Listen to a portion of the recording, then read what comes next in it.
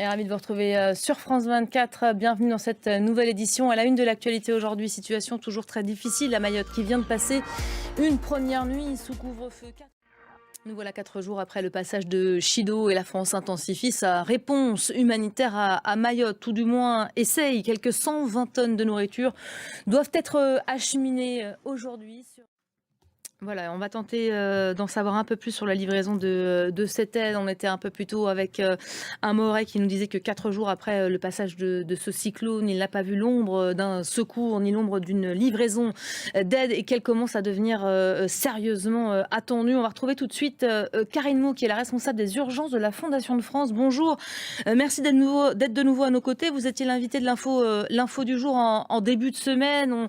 On abordait ensemble évidemment le chantier qui était devant nous. Vous étiez censé notamment prendre contact avec les autorités. Entre-temps, on a appris donc Emmanuel Macron se rendrait sur l'archipel demain. On a aussi découvert ces images. Elles datent d'il y a quelques instants.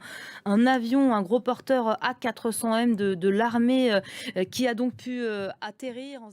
Merci beaucoup Karine Mau d'avoir été sur nos antennes. La force des vents qui est un sujet puisqu'au Mozambique on l'apprend également où Chido est passé dans la foulée de Mayotte. On déplore 45 morts au moins. Toujours aucune idée du bilan humain sur l'île de Mayotte. Dernier bilan officiel, 22 morts au moins. On s'intéresse à présent en cette journée internationale des migrants à la question des sans-papiers. On les sait très nombreux. On n'arrive pas à les quantifier parce qu'ils sont illégaux. Ils ne se déclarent pas eux-mêmes. On les estime entre 100 et 200 000 sur l'archipel. On va en parler avec vous, Romain Philippe de la rédaction d'Info Migrants. Bonjour. Bonjour. Merci d'être là. Vous avez pu joindre plusieurs personnes sur l'île. Évidemment, l'idée pour nous aujourd'hui, c'est d'avoir le plus de témoignages pour essayer de décrire la situation, les besoins et l'urgence. Qu'est-ce qui vous revient le plus aujourd'hui ?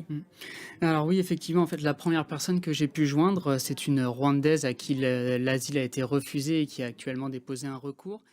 Voilà, la solidarité évidemment mise à l'épreuve, mais semble-t-il qui fonctionne, qui s'impose à ces sinistrés. Merci beaucoup Romain Philips. Dans ce contexte, France Média Monde, sachez-le, s'associe à la Croix-Rouge française et elle lance un appel aux dons. De l'État est donc attendu sur place demain, alors que le Premier ministre a fait savoir qu'il se rendrait dans l'archipel une fois le gouvernement constitué. Les consultations viennent de s'achever. Les premiers pas de François Bayrou, présent à son conseil municipal de Pau en début de semaine, sont vertement critiqués. Une posture et des choix qu'il a tenté de défendre hier devant l'hémicycle, agité et pas vraiment convaincu. Vous allez le voir, écoutez. Et cette information qui nous parvient cet après-midi, Nicolas Sarkozy se voit définitivement condamné à 1 an sous bracelet électronique. Le principal intéressé, Nicolas Sarkozy, qui a répondu par la voix de son avocat, il se conformera évidemment à cette convocation. Un mot maintenant des guerres, les guerres en Syrie, 13 années de guerre dont on vous parle beaucoup en ce moment. Elles ont poussé des millions de personnes à tenter de traverser la Méditerranée ces dernières années. Pour-t-il désormais célèbre pour son camp de migrants, un camp interdit à la presse depuis les accords signés avec la Turquie et dont les conditions de vie sont régulièrement dénoncées par les ONG. Notre journaliste Mortaza Beboudi qui se trouve à mes côtés. Bonjour Mortaza. Bonjour. Vous avez pu enquêter sur le sujet. On va regarder tout de suite votre reportage et puis on en parle juste après. Regardez. Voilà, on va tenter d'aller plus loin avec vous, Mortaza. Bonjour, je le disais, vous avez donc enquêté, vous avez passé 10 jours dans ce camp, sur ce camp, pas à l'intérieur parce que la presse y est évidemment interdite, mais vous y étiez confiné pendant le Covid, vous me disiez, ça fait depuis 2017 que vous enquêtez sur les conditions d'accueil des migrants sur l'île. Les images qu'on voit dans votre reportage, ce ne sont pas les vôtres, hein. On vous les a données, racontez-nous comment ça s'est passé. Alors déjà, en fait, cette crise humanitaire à Lesbos reste en fait dans l'ombre. Merci beaucoup Mortaza Beboudi.